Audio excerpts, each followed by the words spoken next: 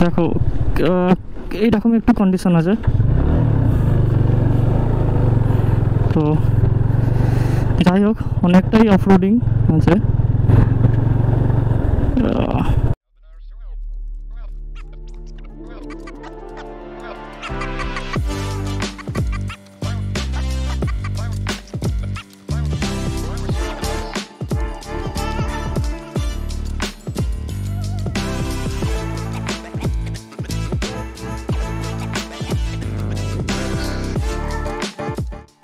Hello, good morning. আজকে শুভ ষষ্ঠী, আর এখন ঘড়িতে বাজে 10টা 19। আর আমরা জাস্ট হোটেল চেক আউট করে বেরোচ্ছি। সকালে ব্রেকফাস্ট হয়ে গেছে। তো আমরা ছিলাম এই হোটেলটা, হোটেল গোল্ডেন ইন। আমাদের কমপ্লিমেন্টারি ব্রেকফাস্ট ছিল। আর আমরা যাচ্ছি আজকে গ্যাংটকের পথে। চলো যাওয়া যাক। এই আমরা শিলিগুড়ি থেকে বেরোচ্ছি। কত লোক যাচ্ছে আজকে পাহাড়ে পুজোর সময়। তো সবাই ভ্রমণ পিপাসুরা সব এসছে ঘুরতে, তার সাথে আমরাও আছি। আর প্রচুর ট্রাফিক হয়ে গেছে।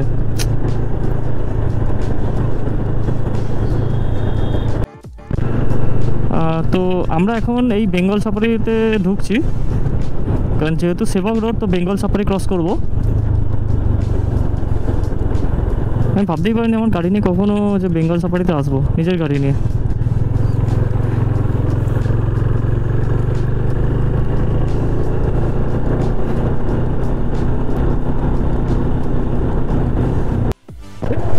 এটা হচ্ছে north Bengal wild animals park, যেটা আমরা বেঙ্গল সাফারি নামে জানি।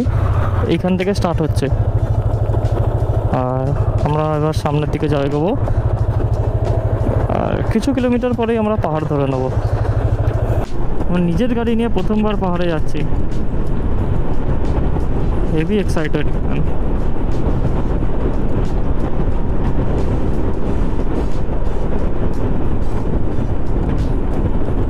দেখো ছোটো ছোটো মানকি। খুব সুন্দর। বাহ, আমার ওয়াইফ বলছে খুব সুন্দর এগুলো।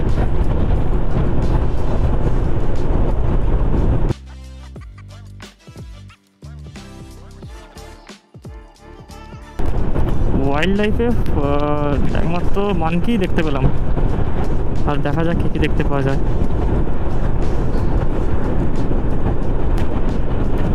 আমরা যখনই এই রাস্তা দিয়ে আসি তখনই টাটা সুমোতে করে বা বোলেরোতে করে এসছি। এই প্রথমবার টু হুইলারে। এই এক্সাইটমেন্ট বলে বোঝানো যাবে না।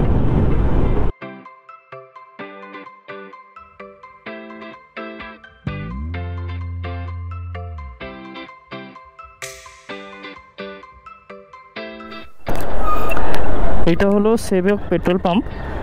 আর এখন বাজে 11টা 4। আমরা এই ফার্স্ট টার্ন নিচ্ছি পাহাড়ের জন্য। তো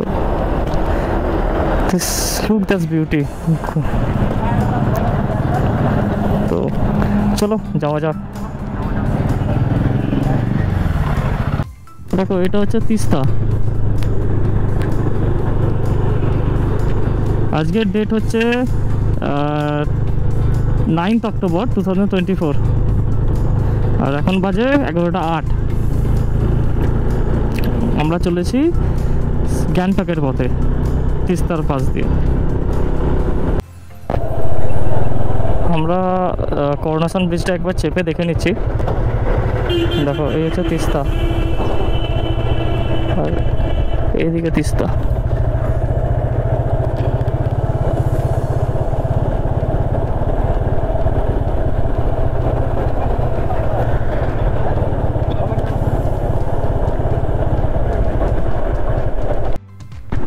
এটা হলো তিস্তা লোয়ার ড্যাম। এখন কিছুটা জল ছেড়েছে, মনে হয় অতটা জলের প্রেশার নেই। যাই হোক, আপাতত রাস্তা তো ঠিকই আছে। গ্যাংটক যাওয়ার যে রেল লাইনটা হচ্ছে, এই রেল লাইনটা আই থিঙ্ক দেখতে পাওয়া যাচ্ছে গ্রুপতে।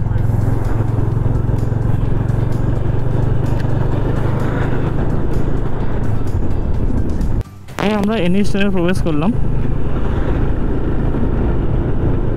এখান থেকে গ্যাংটক 88 কিলোমিটার। দেখো কতগুলো টাটা সুমো যাচ্ছে আজকে।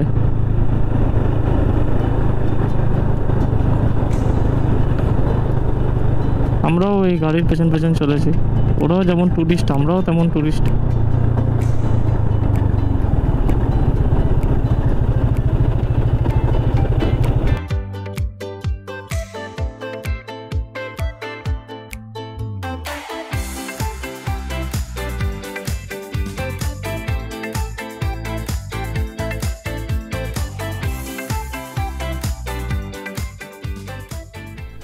একটা জিনিস এবার দেখার আছে, আমরা যে দেখতাম না নদীর জল রাস্তার সামনাসামনি চলে এসছে, এবার এসছে। ও তিস্তার রূপ দেখো।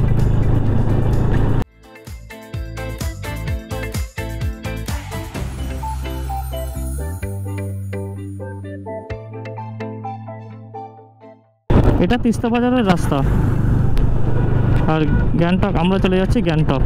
এই তিস্তা বাজারের রাস্তাটাই ড্যামেজ হয়েছে নিচেরটা, আর আমরা চলে যাচ্ছি গ্যাংটকের পথে।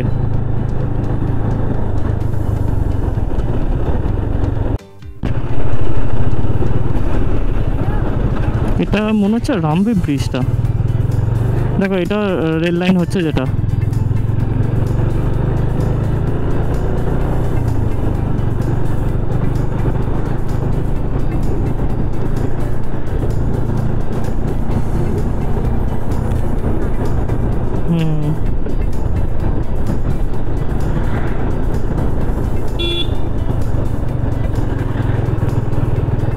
এখানে সব রাফটিং হয়, আগে হতো, এখন আর হয় না রাফটিং। আর এই হচ্ছে তিস্তা বাজার, যে জায়গাটা ড্যামেজ হয়েছে এখন। রাফটিং আজকে করছে, মোটামুটি চালু হয়েছে। আর তিস্তার দেখো এত ঘর বাড়ি সব ভেঙে গেছে নিচে, এইটা প্রচুর ড্যামেজ হয়েছিল। এখন বাজে 12টা 27, আর এইটা হচ্ছে যায় কালিম্পং, আর আমরা নিচে দিয়ে যাব হচ্ছে গ্যাংটক। এটা চলে এসেছে আমরা কালিম্পং ডিস্ট্রিক্টে, আর উপর দিয়ে গেলে লাভা যাওয়া যায় 49 কিলোমিটার, আর কালিম্পং এখান থেকে 14 কিলোমিটার।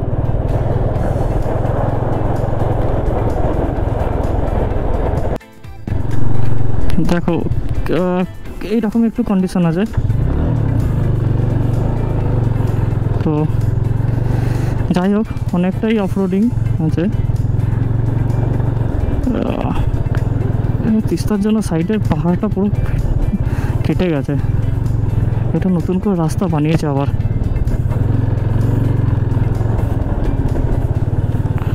FZ25 জিন্দাবাদ ভাই, কোনো প্রবলেম নেই, কোনো পাওয়ারের প্রবলেম নেই। মানে এই গাড়িটা বানানোই মনে হয় এই জন্য। এবার বুঝতে পারি কেন এই গাড়িটা এখনো পর্যন্ত আপগ্রেড করেনি। ইঞ্জিনের পাওয়ার, র পাওয়ার।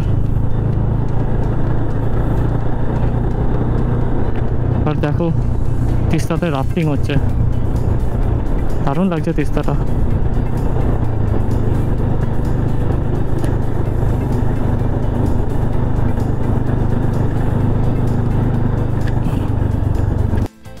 দেখো গাড়ির পেছনে যেটা লেখা আছে, driving is not just a job, it's a passion, it's an emotion and it's my dream. ভালো কথা লিখেছে। আর যারা রাইড করে তাদের জন্য এই কথাটা সত্যি বাস্তব।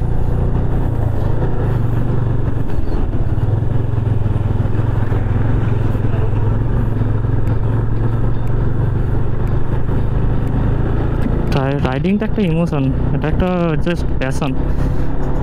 আর আমার এই যে রাইডটা হচ্ছে, এটা পুরো ড্রিম একটা।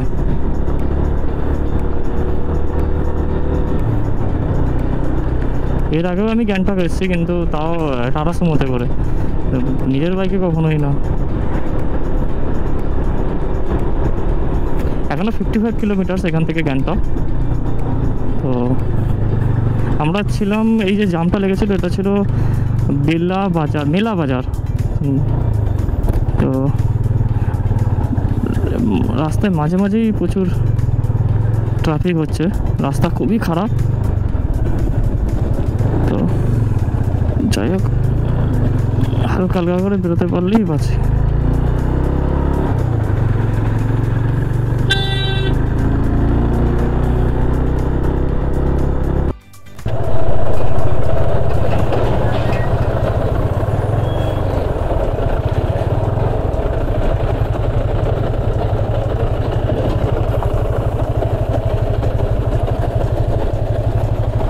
দেখো কি সুন্দর অফ রোডিং।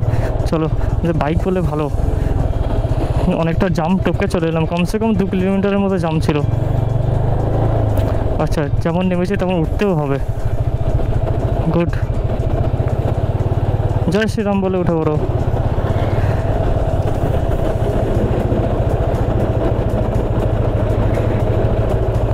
তারপর ট্রাকটা কীভাবে উঠলো?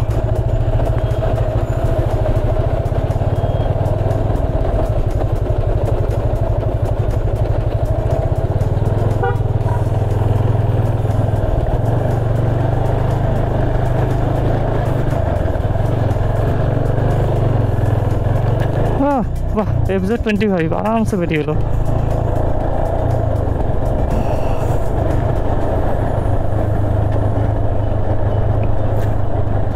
মানে প্রায় 2 কিলোমিটার জাম টপকে আমরা এসেছি। টু হুইলার বলে এটাই সুবিধা, আমরা একদম সামনে এসে দাঁড়িয়েছি। আর প্রচণ্ড ধুলো।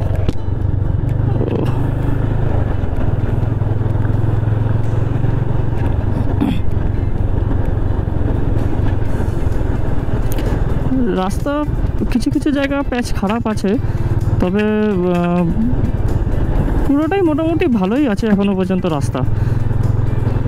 এটা আজকে 9 অক্টোবর 2024। গ্যাংটক যাওয়ার রাস্তা শিলিগুড়ি থেকে মোটামুটি ভালোই আছে, অনেক গাড়ি অনেক ট্যুরিস্ট সবই যাতায়াত করছে।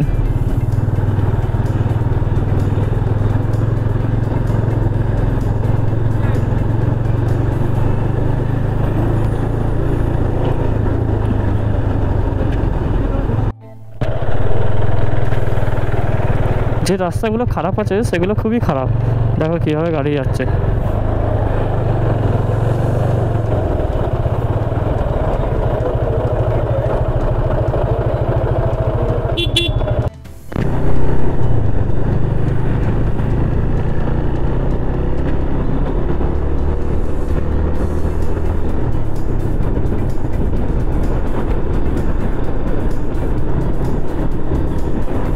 এবার রাস্তা মোটামুটি ভালোই পাবো।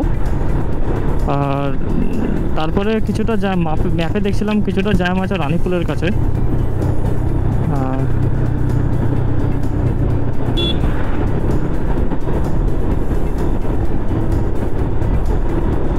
এই রাস্তাটা তো অনেকেই খুব জোরেই গাড়ি চালাচ্ছে দেখছি। খুব ভালো রাস্তাটা, এটা অনেকটাই চওড়া।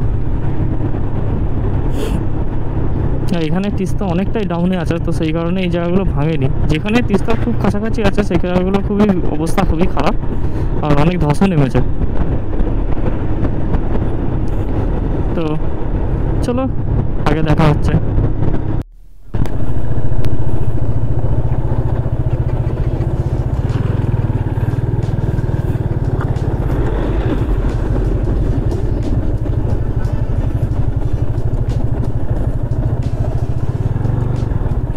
দারুণ রাস্তা, মানে 4x4 ছাড়া উঠবে না।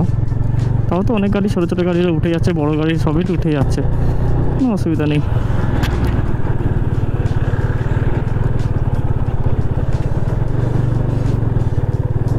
এই জায়গাগুলো খুবই ধস নামে।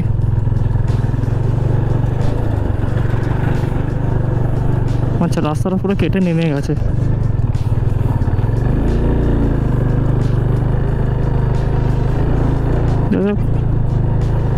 আমার গাড়ি উঠে গেল।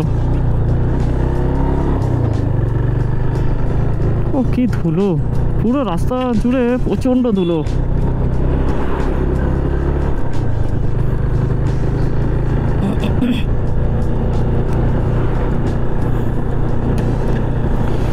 সামনে যে ভ্যালিটা দেখাচ্ছে না, খুব সুন্দর লাগছে দেখতে। দেখছি কতটা ফাঁকা পাওয়া যায়, সামনে গাছগুলো গাঢ় হয়ে যাচ্ছে।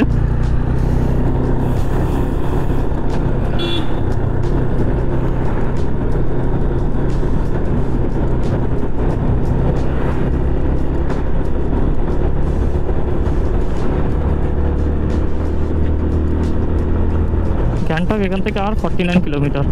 মানে আমরা কতটা রাস্তা ড্রাইভ করে চলেই এলাম, আরে বেশি দূর নয় এখান থেকে। মোটামুটি রংপুর বর্ডার মোটামুটি আর 8-9 কিলোমিটারের মতো হবে, আর গ্যাংটক 49 কিলোমিটার।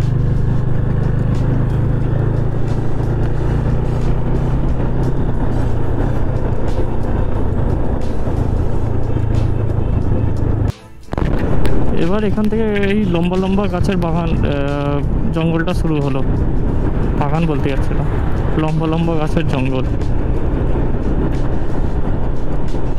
গাছগুলো কি লম্বা লম্বা আছে, দারুণ লাগছে দেখতে। রাস্তার পাশে এরকম লম্বা লম্বা গাছ।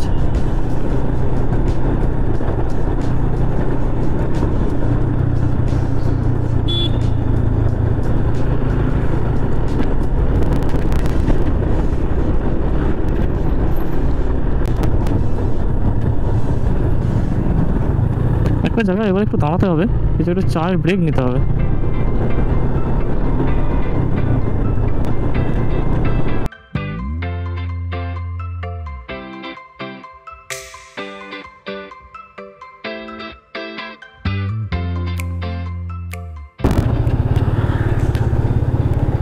এই জায়গাটা দেখো খালি, নদীটা এটা বেশি ডিপ না, ওই জন্য এতটাই হচ্ছে।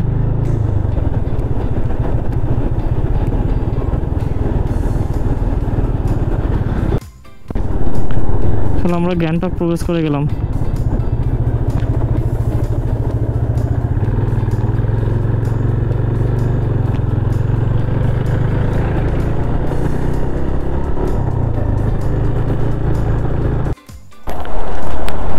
আমরা একটা জায়গায় দাঁড়িয়েছিলাম, কি আছে, অঞ্জলি সেরেন হোমস্টে, আর এতে আছে বিশাল রেস্টুরেন্ট। তো আপাতত রেস্টুরেন্টে কাউকে পাচ্ছি না, বাট এখানে দাঁড়িয়েছে শুধু ভিউটার জন্য।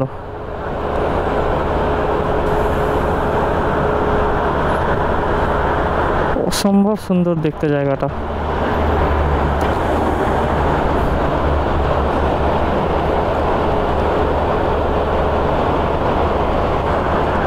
উপরে পুরো মেঘ ঢেকে আছে, নিচে জল যাচ্ছে।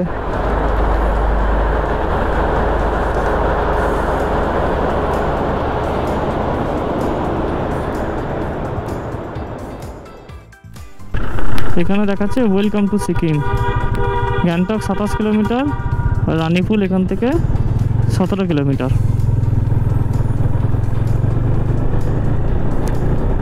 Welcome to Sikkim. আমরা কালকে থেকে কতগুলো ডিস্ট্রিক্ট ক্রস করে নিলাম।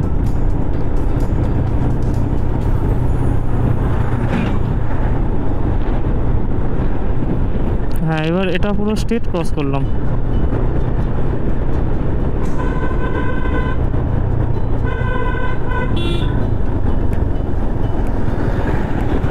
জানা রে ভাই,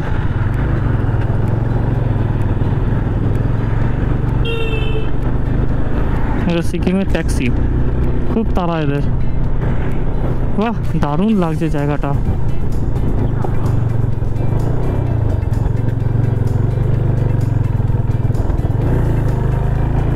দারুণ জায়গাটা লাগছে।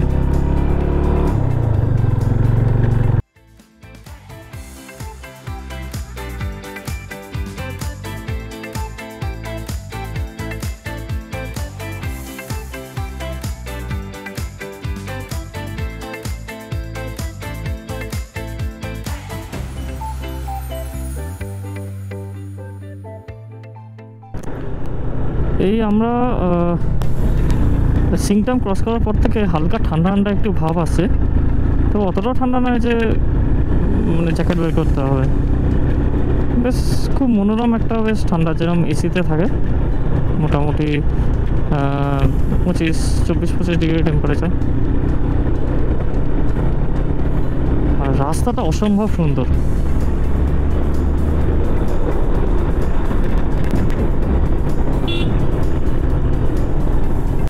একটা নিমতার বলে একটা জায়গাতে এসে পৌঁছেছি, এখন বাজে দুপুর 2:41। আর একটা ছোট্ট একটা ঝর্ণা আছে, আসছে অনেক উপর থেকে, আর যাচ্ছে তো এইদিকে। কি বললো জানি না।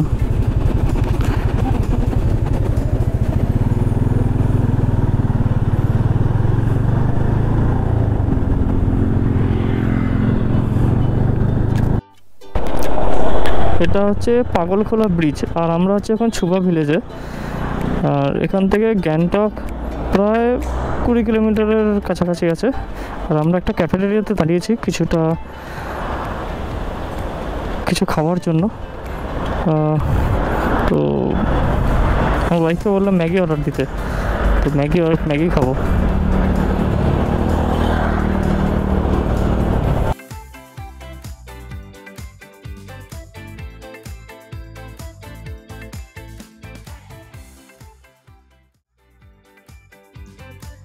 গ্যাংটক ঢোকার সময় প্রচণ্ড বৃষ্টির জন্য আমাদের গোপ্রোটা ঢুকিয়ে ফেলতে হয়। তারপর আমরা গ্যাংটকে পৌঁছাই প্রায় বিকেল 5:30। 6টার মধ্যে আমরা হোটেলের স্ন্যাক্স সেরে আমরা বেরিয়ে পড়ি এমজি মার্ট ঘোরার উদ্দেশ্যে।